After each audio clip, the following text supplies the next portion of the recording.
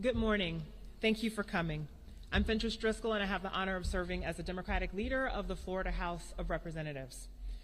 What happened on the campus of Florida State University last week was a senseless, tragic, and unfortunately all too common situation in Florida. Our thoughts and prayers are with everyone in the FSU family. But my faith tells me that I am not to pray and then do nothing. And my experience on this earth tells me that just thinking about a thing does not change it. Protecting these young people means listening to them, understanding what they're feeling, and figuring out what they need. The young people growing up in this world of rampant gun violence must be seen and heard, and that's why we're here today. Yesterday, I met with a group of FSU students so that I could listen to what they had to say, and I'll tell you that they are tired that nothing has been happening. They grew up in a world different from folks of my age. They knew from the time they were young that it was always a possibility that someone could come into their school, their church, or their neighborhood, their safe spaces, and kill indiscriminately. And the best that they could hope for from their leaders was, "I'm sorry, you're in my thoughts and prayers." We can do better. We can listen to Florida's young people and then act to protect them as best as we can. It's the least that we owe them. Now, I'd like to introduce Natanel Mizrahi to talk about what he experienced. Natanel? Apologies in advance, I am not a public speaker.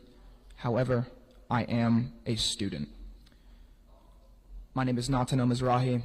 I am a senior at Florida State University from Sarasota, Florida. And since the first day that I stepped onto campus, I was proud to go to Florida State University. That pride turned into fear on April 17th. I was in class on the ground floor of the Bellamy building. For those of you who don't know, this building is less than a 3-minute walk away from the student union. Our teacher was ironically just lecturing us about opening and closing the door because it was making loud and disruptive noises. And that was when a girl burst through the door. Very clearly, she was not in our class. She was very clearly stressed, very clearly distressed, and out of breath. And it was a look of dread that I will never forget. Immediately, 20 students, if not more, come rushing into our classroom of already around 50 students, and they were yelling that there was an active shooter. Panic broke out. We had a giant window in the back of our class, which limited our space, so it left this more than 50 people to pack like sardines on top of each other and under each other, heads down, scared for our lives. I texted my family saying I loved them, and my first thought was, where is my brother who goes to our campus? He's fresh on this campus. He texted me that he was home safe, and I just couldn't get the thought out of my head that what if he was here too? He was scared because the news was already beginning to disclose locations, and rumors spread that there were potentially multiple shooters, something I could not get out of my mind. I called my mom and whispered, in fear of being heard by anyone outside, that I love her, and I really, truly thought that that might have been the last time that I was going to speak to her. I let the fear get to me. We built barricades that day, with nothing but chairs in between us and the shooter. There were no locks on our doors, so instead, brave students stood near the entrance with more chairs to try and do anything that they could to stop a would-be attacker. We sat for the longest hour of my life as everyone tried to get answers and make sure that our friends and family knew where we were and that we were safe. I sat with one hand on my phone, frantically texting my family, and the other was holding my classmate's hand as tight as possible because she was having a panic attack. Police broke through our barricade very easily, and then, while they attempted to clear the area and be safe, they left for 20 more minutes, an excruciating time to just be thinking. And those 20 minutes passed, we were evacuated, but the misinformation and the fact that I didn't know if we were ever truly safe was all I could think about. Thank you. It's Natanel Mizrahi. I can spell that for you if you'd like. It's Natanel Mizrahi.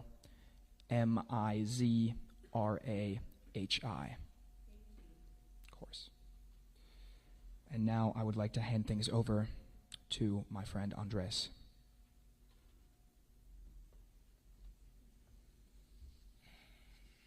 Good morning. Good morning, everyone. My name is Andres Perez.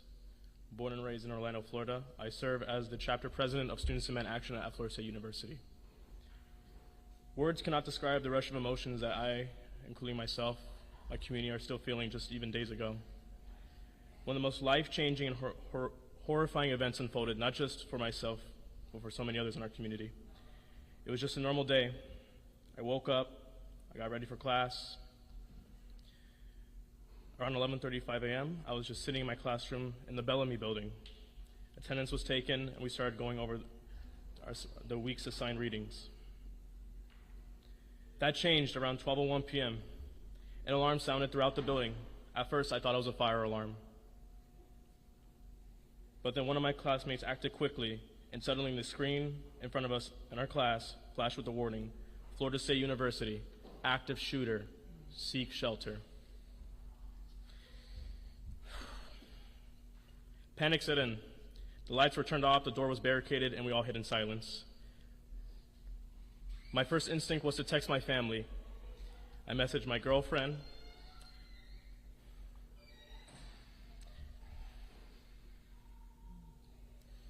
my sister, my mom, and my friends who I knew were still on campus to check on them to make sure that they were safe. I couldn't stop to think about how close the incident was happening to me. Was happening near us. It was unfolding just around the corner at our student union.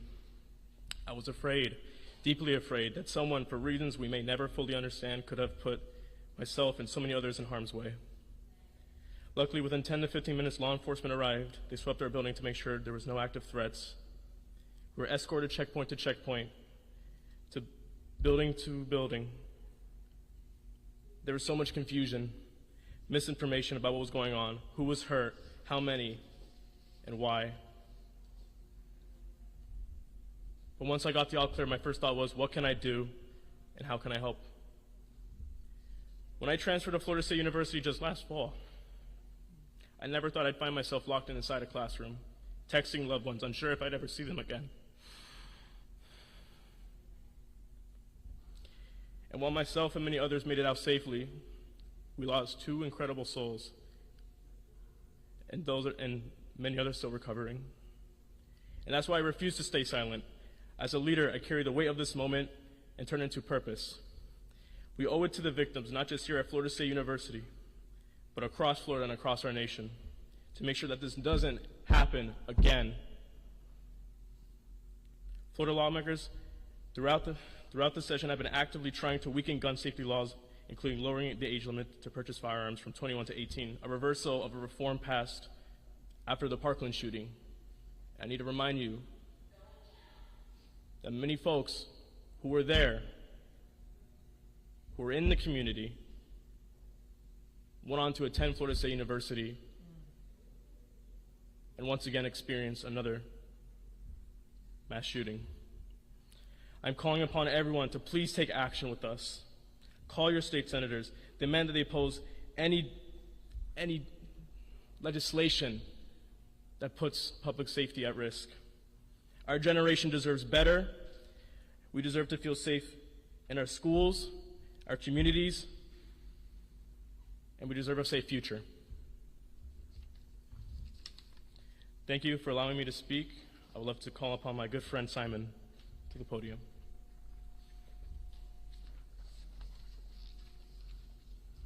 Thank you very much, Andreas.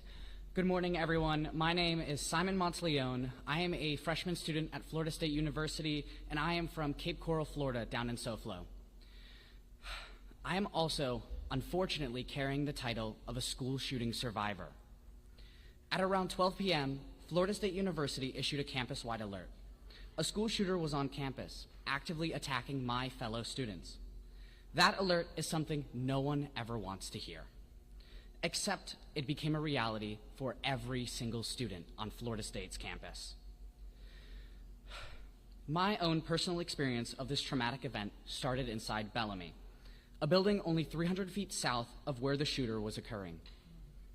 The harrowing noise of 3 loud rings followed by an active shooter alert, the crying of my fellow students and myself as I rushed to find an open classroom to take me in as I was in the hallways when this alert happened was something that I will never forget in my life. And when I entered that room, a discovery that no one ever wants to make when they're hiding from an active shooter was made that day. The doors inside Bellamy refused to lock. There was no mechanism within the classroom that would allow a professor to lock a door in a situation as harrowing as this. We as students were forced to barricade the doors from the inside, and in my case, our door was lucky because it opened inwards.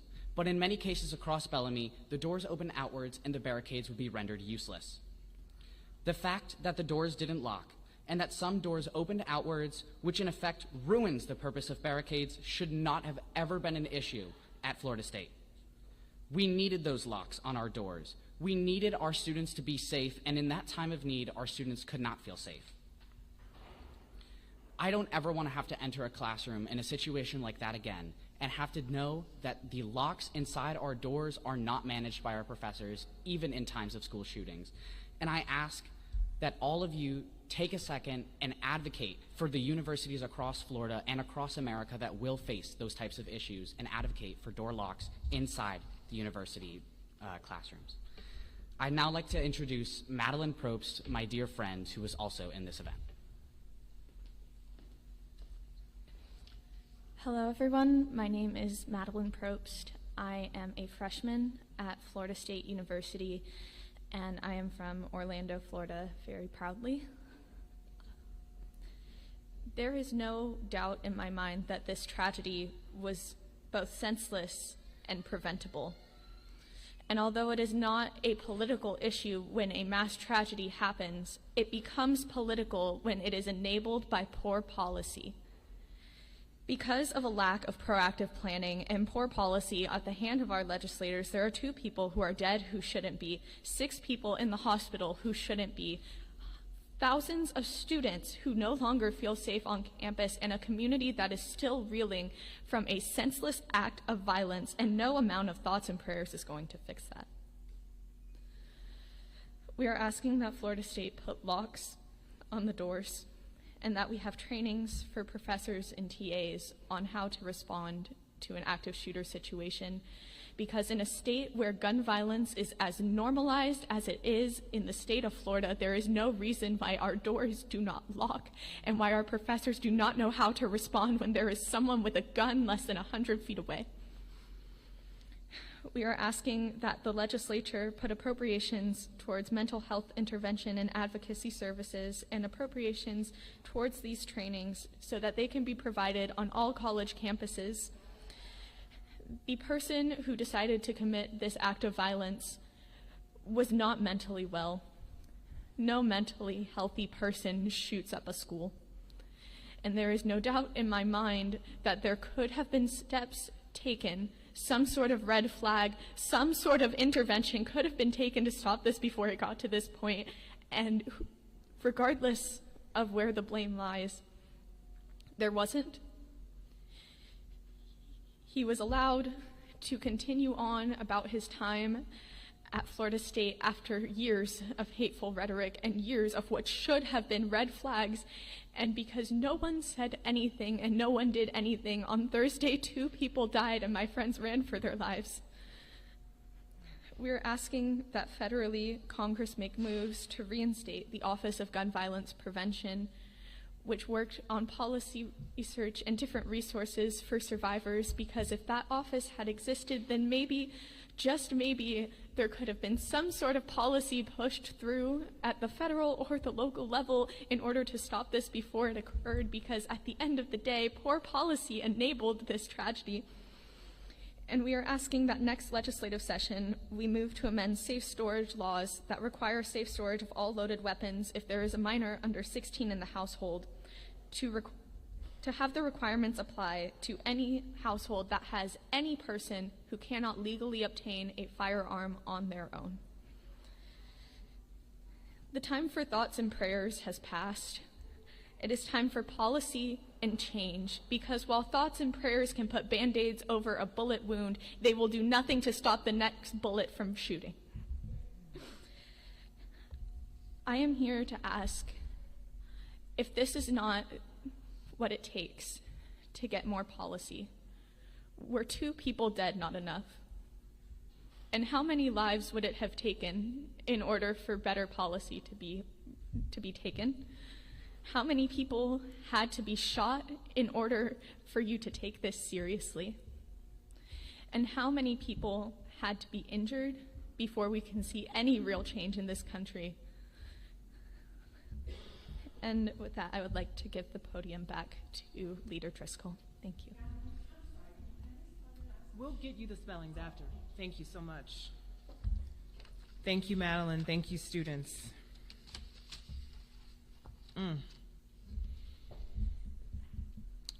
For some reason, shootings like this are the only crisis in America where we do not solve the problem. No one says now isn't the time after other disasters.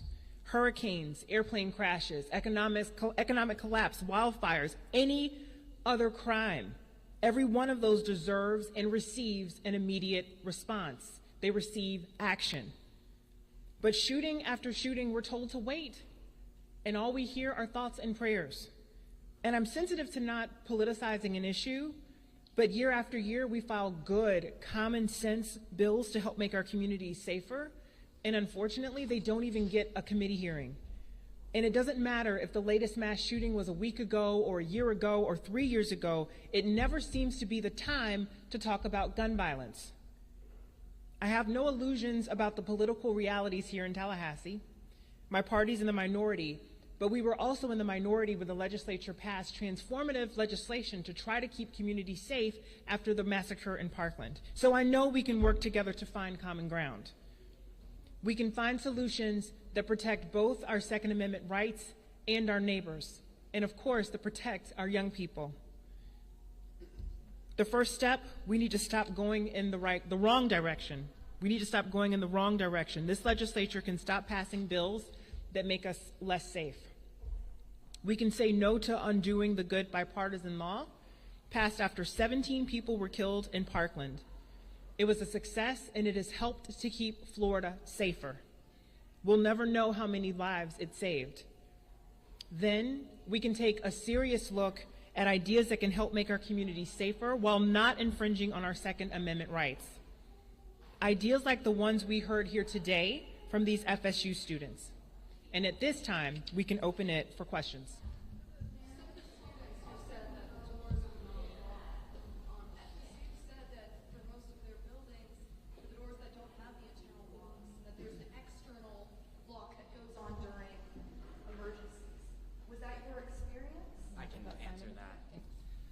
So most of us were in Bellamy, and in the terms of external locks, it takes about roughly 20 minutes for the external lock to actually lock, and in most cases the external locks will only lock past 8 p.m. So when the alarm went off, the 3 blares, and then the announcement of the school shooter, none of the doors within Bellamy automatically locked, and the professors could not lock them from the inside, which was a gross policy oversight.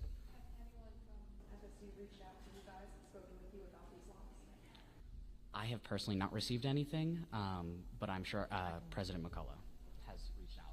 Thanks. Yeah, I can tell you that my office has been in touch with FSU about this, trying to get additional information and seeing how we can partner with them to get them some reform and perhaps some resources if they need that. Can I ask Andre a question? Andres, yes. Yeah. You testified in a House committee hearing about the minimum age restriction on rifles. Could you talk a little bit about that experience? Do you think your concerns were heard? Clearly not. The committee went on to vote favorably for lowering the age limit to 18. Since then, it has since passed in the House. I don't know how many more tragedies it's going to take for people to wake up and realize this is a real problem. And if they can hear me now, I hope they can hear me saying, please, please, plead with us. Thank you. For Madeline. Madeline? Thank you so much. In your words, you asked for more laws, more restrictions. But quite contrary to that, the House passed lowering the age to buy long rifles to 18. And the part of the budget has what the governor calls the Second Amendment summer of no taxes on the purchase of weapons and ammunition. And carrying guns on campus did die in committee, so that's not moving forward. But the other two are. So what is your reaction to the fact that instead of more gun bills, you're actually rolling back on what's already in place? I'm disgusted with my legislature and the people that I know some of my friends and my family voted for. The fact that they are able to sit in this place and prioritize weapons over my life, my friends' lives, and the lives of my community around me is deplorable. I would also like to note that they are not here right now. And I think part of that is because they couldn't look us in the eyes and tell us that the guns are worth more than we are, because that is certainly what they are telling us in their legislation.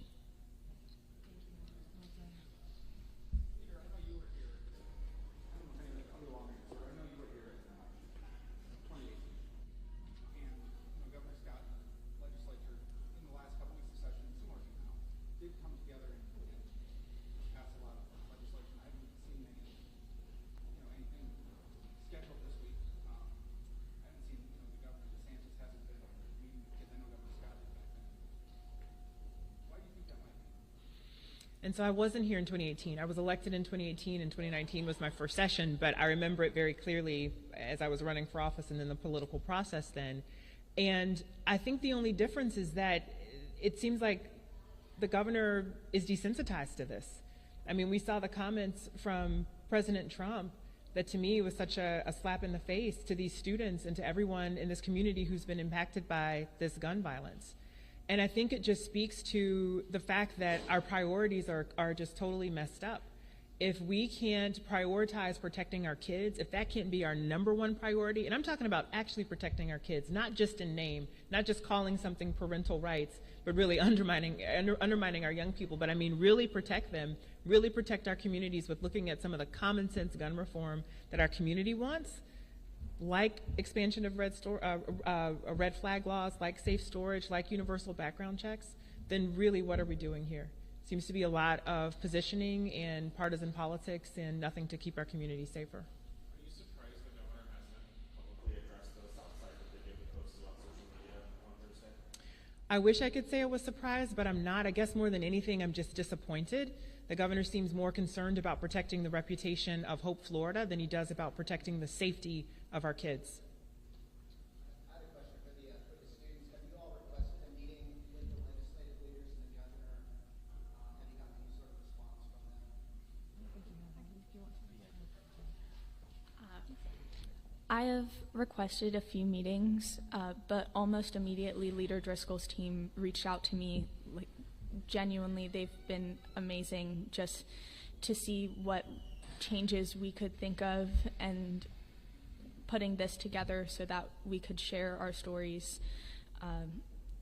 Just the leader and the House Democratic Office has been incredibly receptive to us and really focused on making sure that our voices are heard. Just yesterday, the leader welcomed in all of the FSU interns to speak to her, didn't invite press, and I think that really speaks to the fact that she is trying to help us and not her public image. And I have not had that same experience with Republican legislators, or the governor for that matter. And I think that can really just be summed up with the first thing that I heard from the HDO was a member of Fentress Driscoll's team checking up on me, seeing if I was okay, and then seeing if I had the capacity and the emotional bandwidth to think of solutions. And all that we've gotten from Governor DeSantis was a 2-minute video on Twitter and a response from the president of these things do happen while my friends were laying incapacitated in a hospital. Thank you. Any?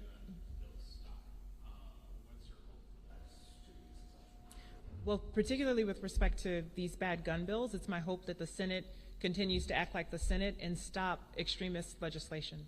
So we know that the bill to lower the age for the purchase of long rifles or long guns and rifles, lowering that from 21 to 18, passed off the floor of the House, but I'm hopeful that it will not go any further in the Senate.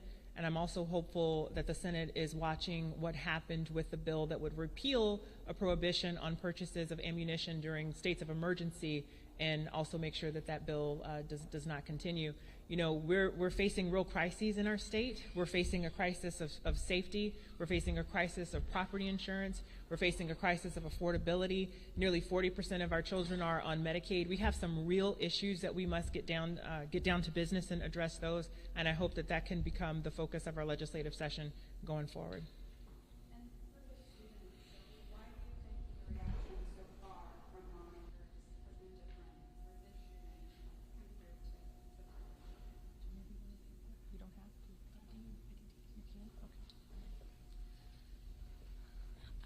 During the Parkland shooting, 17 people passed, and we were in much more of a swing state territory.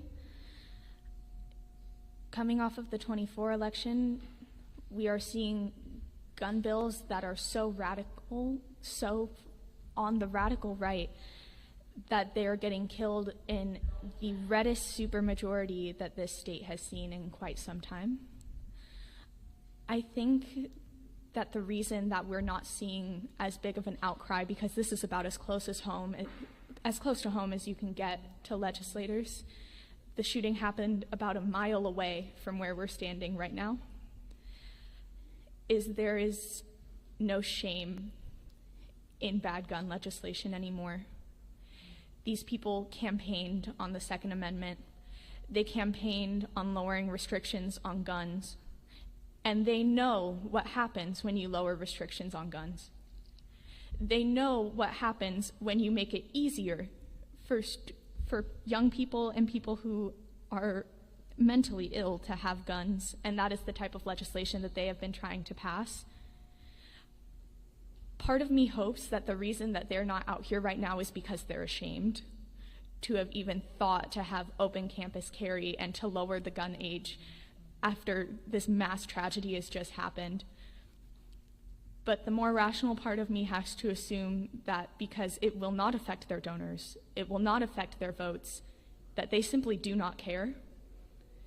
Because at the end of the day, the people that they are targeting for re-election campaigns and higher office campaigns in 2026 are not the people standing behind me who are affected by these senseless acts of violence. They are going after people who prioritize their guns over my life. Thank you. May I ask of the group, including you, leader, what should be the top priority right now? Lowering or making it more difficult to get access to guns, stricter regulations, or a focus on mental health intervention? I think both. I don't think it's a choice that we have to make one over the other. I mean, I think three things, right? The first is stop the bad legislation from progressing. Like we need to stop what's been happening in reverse course and make sure that the bill that lowers the purchase age from 21 to 18 for long guns does not go any further. Second, yes, investment in mental health resources, which is what we just heard from the students at FSU, is that there needs to be additional assistance and pathways for folks who may be going through a troubling time, just may have whatever personal imbalances, whatever it is, that they get the resources and the help that they need. And then the third thing is, I think the legislature needs to be where the people are at. Because this is a legislature, frankly, that ignores the overwhelming majority of the population that wants universal background checks. There's a super majority of Americans, if you want to put it that way, nearly 90% or so, that want to see universal background checks. People want safe storage laws. In a country where gun violence is one of the leading causes of deaths of Americans, and particularly for our young people, surely we can start at the common ground, common sense solutions and move forward there. So I think those should be the priorities in addition to school hardening. I mean, we've been through this before. We've been through this drill before. We know how important school hardening is to keeping our young people and the faculty and the staff safe. And so we need to have that conversation and make sure that our universities are getting what they need.